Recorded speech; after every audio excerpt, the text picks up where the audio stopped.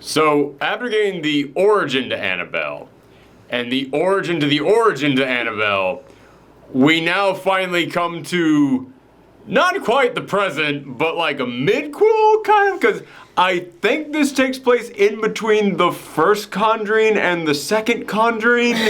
It's, goddamn, it is so difficult keeping track of all this. Hey everyone, I'm Aaron. I'm Michelle. This is our post-Geekout reaction for Annabelle Comes Home.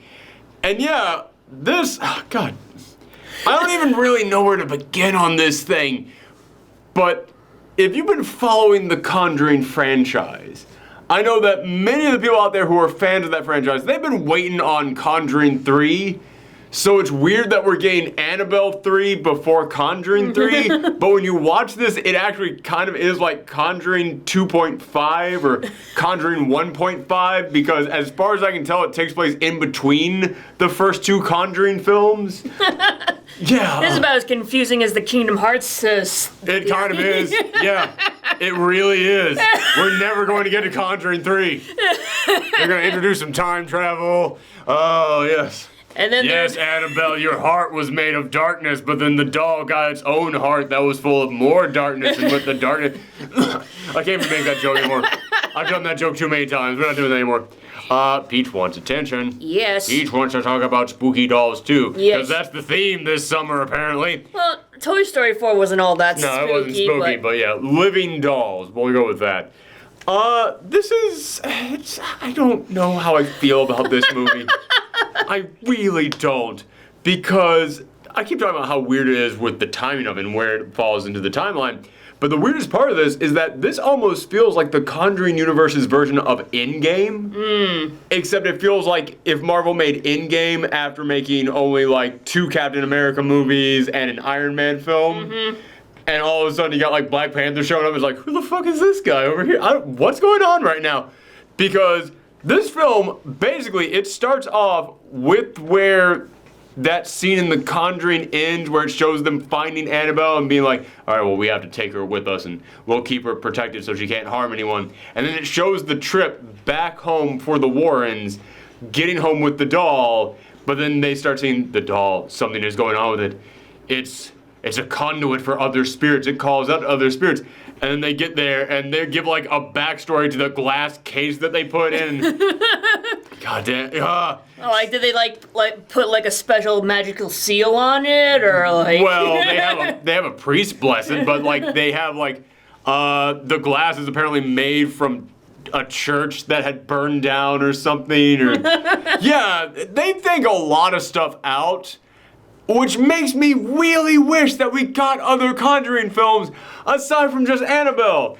But then I remember we do get those, and they're La Llorona and The Nun. Probably the worst installments in this entire franchise. So, alright, keep bringing back Annabelle, I guess, because the first one, from what I hear, was bad. I didn't see that one. That's the only one of the Conjuring films I haven't seen, the first Annabelle film, because I remember when they announced that, I just looked at it and went, you gotta be kidding me. This is not... Who wanted this? What? But the second Annabelle film, I actually saw that, and it actually was pretty good. I actually did enjoy that. This one is getting really good reviews, actually. Like, it's almost at 70% on Rotten Tomatoes, which for a horror film is really impressive. Well, people love their living dolls. But I see what people like in this. But it's not quite set up well enough. Because as I said, it has them getting the doll back home. And I'm sorry that I'm jumping all over the place, but it's so weird talking about this film. It really is. It shows them getting the doll back home. And this entire thing is going to be set in the Warrens' house. And you're looking at that like, oh, so this really is just The Conjuring 3. Okay, so we're finally getting The Conjuring 3? But then immediately the Warrens have to leave to go on this big mission. So it's their daughter being left at home with the babysitter for a couple of days. And I'm assuming that the mission was actually, no, hold on. The mission, it's revealed, okay, mild spoiler here. The mission at the end, it does get revealed that the mission was the first Conjuring film. So this is still a prequel, I guess. Which is really just kind of a big shrug. Because I realized this while I was watching this film. I honestly think that the Conjuring franchise has the worst track record for horror films killing off named characters. Because if you're not a named character, there's a chance that you could go, but I was thinking about, okay, first Conjuring film, no, literally everyone in that family survives. Second Conjuring film, I think everyone in that family survived. I don't remember anyone dying in the second Conjuring film. Didn't see the first Annabelle film. Second Annabelle film, yeah, there are a couple people that go, not a ton, but there's a couple people that go, at least, I think that a decent number of people survive. I like the film, but it didn't leave that big of an impact on me.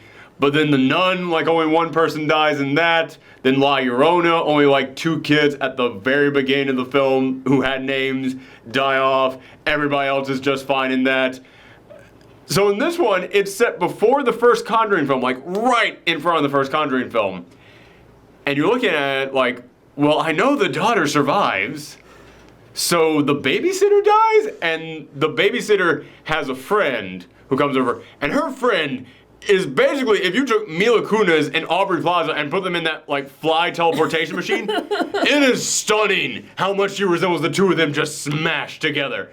Not just in like appearance, but in like performance and attitude and everything. So she comes over and hangs out at some point. So this entire horror film really only focuses on 3 people. And I'm looking at the entire time like, well, I know the daughter survives, and if the babysitter died, they'd probably mention that at some point, but okay, so she's probably fine, so I guess maybe the friend might be in danger. It's a very small cast. And again, I'm not saying that characters have to die in your horror films, but it just kind of hit me as I was watching this. We have had like 5 or 6 installments of this universe, and I can count on one hand the number of named characters who have actually died in this horror franchise. Compare that to like Friday the 13th, Nightmare on Elm Street, the Halloween films, like everybody just drops like flies in those. It's very interesting. I'm not coming in here and wagging my finger at it, just coming in here and saying it's very odd. So they leave to go to the very first Conjuring film, and they leave their daughter there at home, and it's the daughter's birthday, and she's sad because everyone at the school doesn't want to hang out with her because an article recently got published in the newspaper that says the Warrens hoax or heroes, and I looked at that.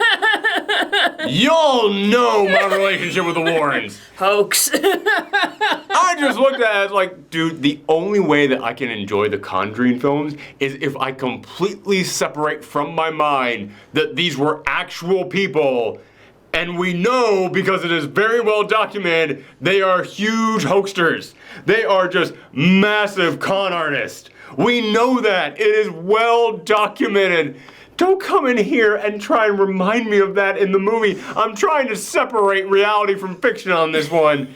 But no, it's this big newspaper article that just says hoax or heroes. And I'm just looking at that, just shaking my head the entire time. So they leave. The daughter's home. She's sad because nobody wants to hang out with the creepy exorcist kid. So it's her at home alone with the babysitter. Babysitter, very nice person. Friend comes over. The friend at first seems like a complete dick, but I'll give him this. The more you learn about them, the more I actually did warm up to them. Because they come over at first and they very clearly just like, so this is the creepy haunted place? Let's go and mess with a bunch of stuff, huh? Oh, God, you stupid freaking teenager. Why are you doing that in this horror film? Messing with the haunted crap. But you slowly get more backstory on her, and you start to find out, oh, there's a reason why she kind of wants to know about ghosts and the afterlife. Is that like spoiler territory? It doesn't take long to get to that, but I still feel like it might semi-be. But let me just say, yeah, at first I was looking at her and was like, you stupid kid. There's always gotta be those characters in horror films that you hate. But as the movie goes along, I really warmed up to her and I saw where she was coming from, and the actress is pretty darn good at it. But as I said, this entire thing is named Annabelle Comes Home. So it seems like this movie is going to be another, oh, Annabelle is trying to possess someone kind of film. But it takes like 45 minutes into this hour-and-a-half long film for anything to really happen. And I'm not gonna lie, it was boring. It was really getting to me. It wasn't painful, because at least there's good actors and they're trying, and you know, it's actually shot fairly decently. There's a lot of quote-unquote scares. I never really got that freaked out by anything in here. But I gotta give the movie this. There's almost no jump scares in this, and I appreciated that. A lot of the scares are like very slow burns, something just kind of forms there, you know, someone walks past and there's like a ghost, they walk past it and it's not there anymore, you know, very subtle stuff like that, a lot of stuff in the background. I enjoyed that stuff. It was very different than what we normally get in these horror films. But there was coming that moment, like 45 minutes into this thing, where I was like, something's gotta jump out at me. Something's gotta go boo at some point in time. And someone, I swear to you, someone fell asleep about halfway through this movie. Not halfway through, half an hour into this movie, so like a third of the way into this film. Someone in our audience fell asleep at this thing, and they were snoring loudly. And I couldn't really blame them. I kept like poking my hair, and I'm like, who is it? I can't, where is this guy? And there would be so many times where he would just start snoring at like this optimal time. Like when everything got quiet, it was supposed to be super tense. And the audience would burst out laughing. So I want you all to know where my opinions are coming from on this film. It is being partly influenced by that viewing experience. But yeah, I can't really blame the guy because it is a slow build up to anything happening. But when it finally starts happening, when things finally start going down, you realize what this movie is. This is not another Annabelle film. This is a Prison Break movie. Because in that first Conjuring film, I know you saw the first one, I think you saw the second one. It's been a while, I don't remember. Yeah, they kind of blend together, yeah. But I do know that last year for Halloween, I think we saw the first Conjuring film. There's that moment in the Conjuring films where you see the Warrens collection. You see that big room full of all the haunted stuff that they've been collecting over the years. And man, every time that I look at that, I go, I want to know the stories of all this stuff. I want to know what all these things are. That's what this movie is. Annabelle breaks out, the friend of the babysitter, she comes over and she's looking through all the haunted stuff. She opens up Annabelle's case and then forgets to lock it, and then Annabelle just slowly opens the door and everything comes to life. It's everything in their house just coming to life. All the ghost beings coming back, all the haunted stuff breaking out. That is a great idea. But remember how I said this is like if they made, you know, Endgame, but after only making 2 Captain America movies and an Iron Man film? We don't know what any of this stuff is. Yeah. And they come in here, and there was a moment where they stopped the film to turn to the audience, and they're going through their parents' old research, and the, not neighbor girl, babysitter friend, Aubrey Plaza, where she is going through, sorry, I had a hiccup there for a second. I was trying to fight that back, like I could feel like, hiccup, hiccup, hiccup, no, must keep it contained. She is going through the files, and she's going, oh, did you see this? This is an ancient spirit that took the form of a werewolf that was haunting this Irish town that they found. And then she pulls out this other thing, and it was all these pictures of dead people with coins on their eyes. Why do they have coins on their eyes? It's so that they can pay the ferryman. If you don't pay the ferryman, then he comes to take your soul. And there's a drawing of this man with a big oar and just a big hood and coins on his eyes. And they go through like another one. It was this bride's dress that that possesses people and makes them violent. These are all things that you see like coming to life and haunting them in this house. It's kind of awesome. Except it would have had such a bigger impact if you didn't just keep demanding to show us the stupid Annabelle doll. Like, we didn't need 2 Annabelle films. Like, 1 is good enough, even if that first one, from what I've heard from everyone, did suck. We didn't need 2 different Annabelle films in there. Get that one out of here.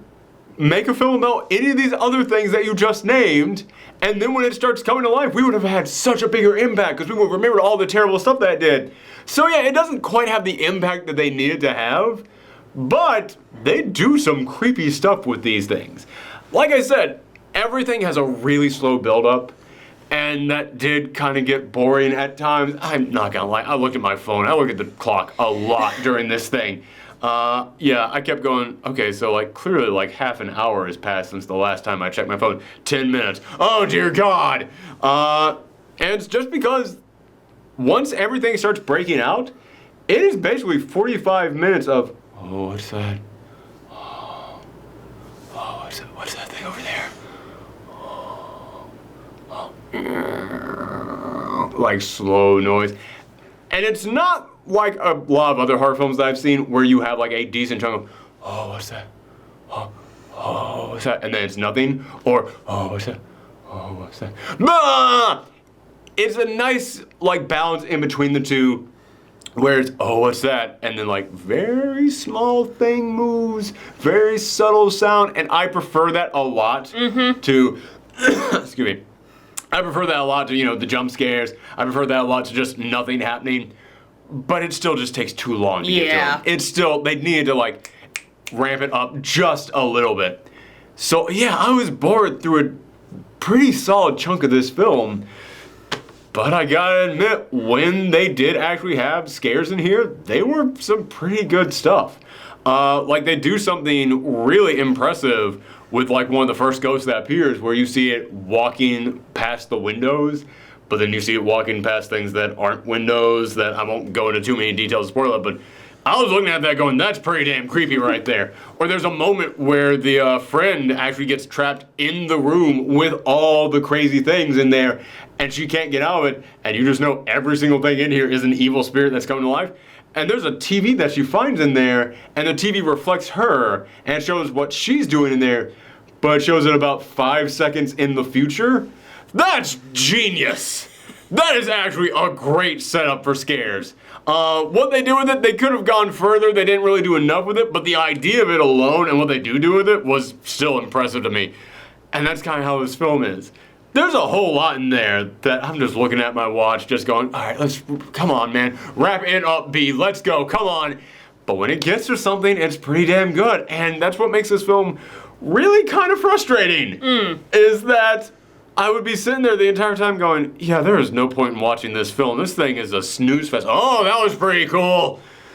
Oh, God damn it. Okay, I guess there's a point in watching this thing. It's not entirely serious. All right, fine.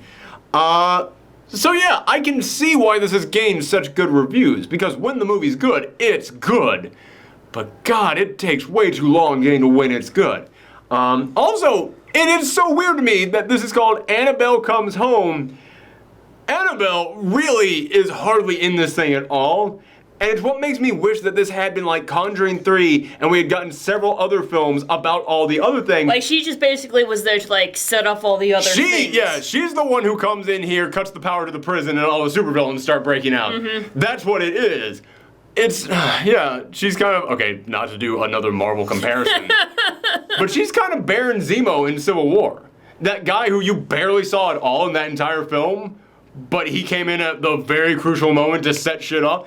That's kind of what she is in this. But again, it's so weird to me that this is just Annabelle 3, and this would have worked so much better if we got the film about the bride's dress, if we got the film about the werewolf, if we got the film about, oh God, what was the other one? The Ferryman. Ferryman, they do a great freak out with that thing. I'll save that for the spoiler part, but they do a great scare with that. Yeah, we actually probably get more of the Ferryman in here than we get of Annabelle herself.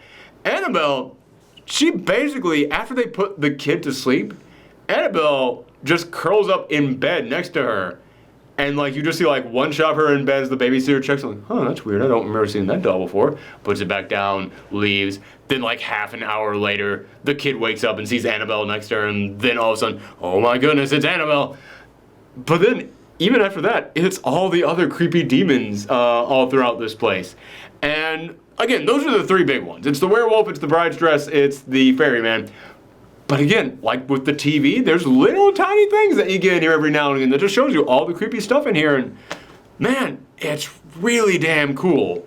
Like how much imagination went into every single thing in there. But at the same time, it frustrates me. It frustrates me that you did not wait until you like showed us some of these other things before you gave us a movie. Like, give us a whole movie about the ferryman. Then, when this movie comes around, we would have had a bigger impact. Because, like I said, Annabelle plays less of a role in this than some of the other haunted things in here. So, if this had been like just the collection of all the Conjuring things coming together, it would have had such a bigger impact. So, like, what would you like give this as a rating? Man, it's rough. I'm gonna give it a 5, like right down the middle. I don't think it is worth going to theaters to see. I don't. But this Halloween, by then it will probably be out on demand. You can probably watch this on Amazon for like $4 and you're looking for something spooky to watch around then. It's a pretty solid haunted house film. And also, this is something else that I got to throw in there. This isn't really an R-rated film. It is R-rated because they say fuck like twice in there. And the bride, you do see like blood on the dress, and there's like one other ghost jump scare in there. It's not really a jump scare. They actually do kind of set it up pretty well, but you see a little bit of gore in there. If they had just cut back on that blood and cut one of the fucks out, this is easily a PG-13 film. And honestly, it stars 3 teenagers and 1 little girl. I haven't even mentioned the third teenager, but there's this boy who lives next door who has a crush on the babysitter. And he is just like the most sweet, wholesome, innocent kid you've ever met. He is just that doe-eyed, oh, geez, well, you know, maybe if you want to go to homecoming or something, like can barely get a word out of his mouth. That kid's great in here too. Like I said, the thing that mainly saves this film and keeps it from being that boring, all the acting is good. Everybody in here is actually a good character. I did enjoy everybody that I was following in this, so that gives it a lot of distance, even when it was getting boring to me.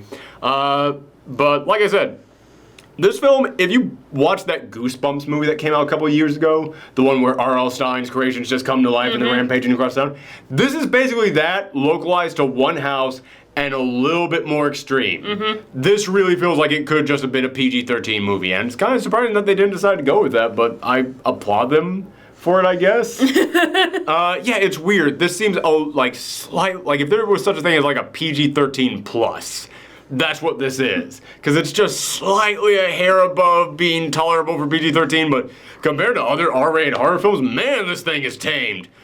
But again, I don't believe that gore is a defining thing for horror. I don't believe that you need a lot of swear words in there, despite how often I swear in these videos, and I apologize for that. So I applaud them for, you know, not feeling like because it's R, they gotta go really nuts with it. So yeah, I give it a 5. Like, it's alright, but it's not one of those words like alright all the way through. It's kind of boring, that's pretty good. It's kind of boring, that's pretty good. Right. But the boring is never painful. I gotta give them that. The boring is never painful. Move on to the spoilers. Spoiler time, yeah, let's get into that. Really, just there's a couple of scares in here that I think are really damn good. The ferryman. It's like every single one of them is getting haunted by one thing. The boy next door is being haunted by the werewolf. The friend is being haunted by the bride, and also she gets trapped in the room with all the crazy things, so she gets to experience that. The babysitter is being haunted by the ferryman. She's going through the house with the flashlight off, and she just keeps hearing like coins dropping, and she'll look and she'll see like a coin just roll by, or she'll walk past and she'll see and there'll be a dead person behind her with coins over the eyes that she doesn't notice. But there's a moment where, yeah. And I'm guessing that the kid is being haunted by Annabelle. Yeah. But she sleeps throughout a large chunk of the film. Yeah. It's like you said, Annabelle hardly has that big role in this. Yeah, it's really just weird that this is an Annabelle film, but I get it. We don't know any of the other things in here, so that's why I wish that they had just made other films of these other things and then just called this Conjuring 3. Conjuring 3, The Nightmare Comes Home, or something like that. Yeah, hey buddy. Pete is jumping up on me because he wants to play. Okay.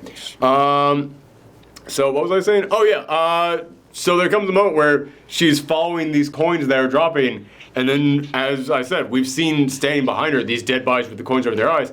She slowly raises the light up, and then you see just in this darkened hallway, all you see are the reflection of 2 coins, and they're like 8 feet off the ground. So it's clearly just like the silhouette of this big, massive thing just sitting there staring at her. She then quickly raises the light up, and there's nothing there, and the coins just drop to the ground. Yeah, that's a pretty creative. That's pretty creative. I dug that. I really like that. Oh, the thing with the friend, what her whole deal is, she breaks into the room, she finds the keys, gets in there, she starts looking around at everything, and then there comes a moment where she pulls out this photo of her dad, puts it on a piano, and starts playing this song on there, and goes, "Dad, can you hear me?" And they later reveal that her dad died in a car crash, and she was the one driving. And they say it wasn't her fault, but she still blames herself for it. So she's trying to reach out to her dad. So yeah, there's a nice little thing in there. At the end of this... So that's why she opened all... Yeah, she was like, oh, they can talk to ghosts? Oh, maybe I can talk to my dad. So that's what that was about. So yeah, understandable. At the end of this, though, the Warrens return home. And the Warrens, there's a moment where... Elaine Warren calls, which, by the way, the two actors who play the Warrens, they play them as the most, like, Leave It to Beaver style parents you've ever, and they've done that in almost all these films, but they are laying it on hard here. They want to make him look wholesome. They do. And at the end of this film, Elaine Warren pulls the friend into the room with all the spirits, and she says, yes, there's a lot of bad things in here, but just reminds me of all the good that's out there, and your father loved you more than anything. Oh, how did you know? She goes, he told me. And it's like, oh, that's sweet. And then they close the door. And at the end of this, as they're leaving, this is the only way that you really know when this is set in time. As they're leaving, you see the music box from the first Conjuring there on the shelf. So it's like, oh, okay. I know when this takes place. When I saw it, it didn't really hit me until we did this review. But when I first saw that, I was thinking to myself, why didn't you show that thing in here? I know what that is. Why didn't you show that thing here? And that it just hit me as we were doing the review, because that's the case that they were on when this was happening. So it was still a prequel. So yeah. So yeah, I still know that nobody was going to have anything bad to happen to them. What was I going to say? Oh yeah, and then it ends with saying, in loving memory of Elaine Warren, because she passed away this year. And yeah, again, I don't want to be mean or anything, but it's another one of those things that just came in here at the end to remind me these were real people. I know, and they conned a lot of people out of a lot of money. They weren't real. I mean, they were real people, but they weren't real psychics, exorcists, whatever you want to call it. I've said this so many times, but they're the people who were responsible for the Amityville horror craze. I've said this so many times. I want an actual Amityville horror movie, not the story of what they say happened in Amityville. I want a story about what actually happened in Amityville, because that story is so much more fascinating than any of the ghost and goblin stuff that we got. In memory of the person who made us money. Yeah. Oh, yeah, that's especially what the Conjuring franchise is saying. Yeah, I mean, it's one of those things that it's like you just had to come here at the very end and just remind me, oh yeah, remember these are real people. It's like, don't remind me these were real people. It's like, I don't want to talk ill of the dead or anything. Exactly, So neither do I, but it is... It's... Yeah, dude, I know what they did for a living in reality, man. Stop reminding me of that. So yeah, any other really impressive things in here that I want to talk about? Any other really good scares? There are, but they're not worth really going into many details on. So yeah, thank you guys very much. We will be back not next weekend, but next Wednesday, because Spider-Man Homecoming 2 Far From Home, that's what it's called. That comes out on Tuesday, oddly enough. Boop. So we will be back early in like just a couple days. Bam. See you then. Bye. Bye.